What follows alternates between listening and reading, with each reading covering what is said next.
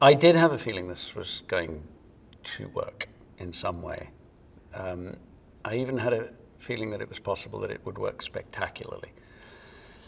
So it didn't astound me that people responded the way they did. There's a feeling in the air sometimes. It's very, very rare. But there is sometimes a feeling in the air when you're making a movie that this just has that extra, there's a kind of electricity. You just know that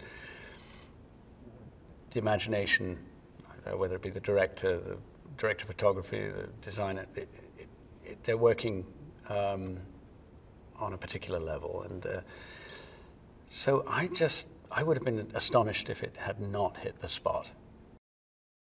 I feel so much a part of this whole thing now, and of this whole world, that I couldn't have contemplated not coming back. I mean, having read that, you know, I'm shot in the head and I fall down, and you don't normally come back from that.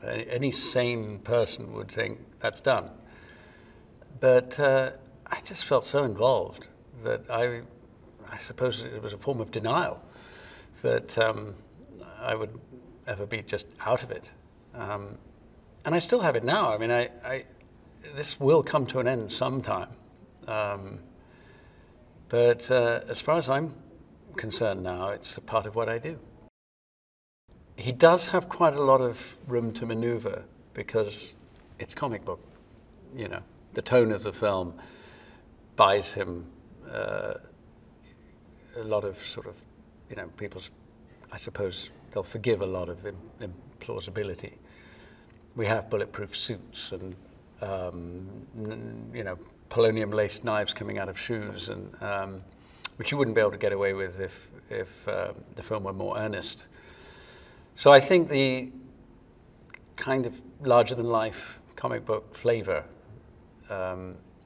meant that you can get away with quite a bit more, but you can't push that too far.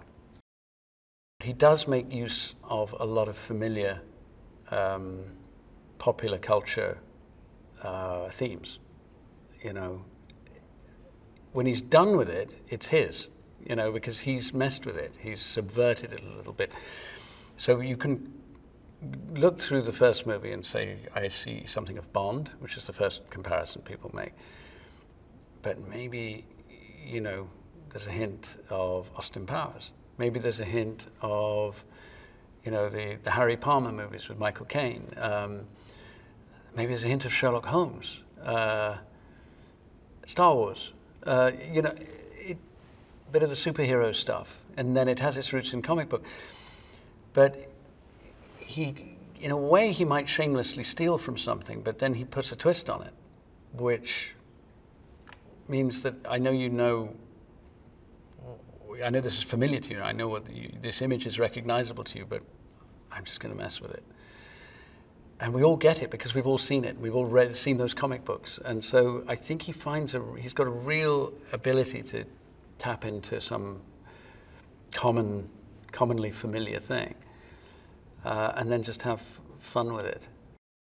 Working with Elton John was a highlight of my life because it's thrilling just to meet him anyway. I mean, I'd met him a couple of times before, and I am a fan.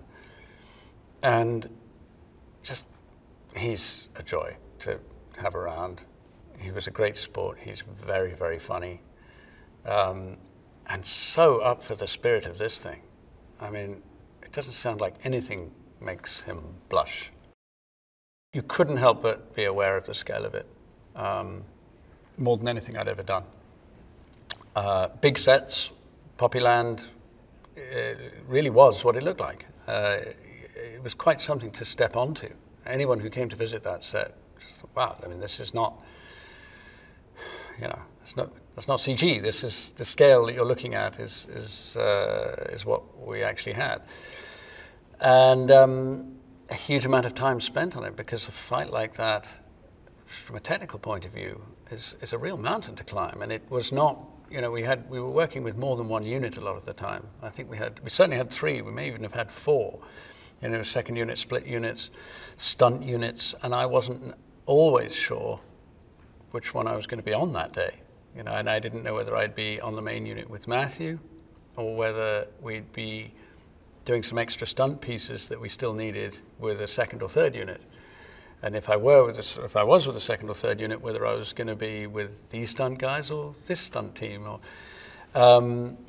but frankly, I felt sufficiently integrated to the whole thing that whoever I was working with, I had a relationship with. I knew them. We'd been practicing stuff and we'd trained for things, and the surprises only usually came if Matthew was there. I've really have been quite exhilarated by, because I've led, on a physical level, probably a fairly quiet life. And this has been, at my advanced years, a shot of adrenaline I didn't see coming. So I've actually been quite exhilarated by the personal risk factor.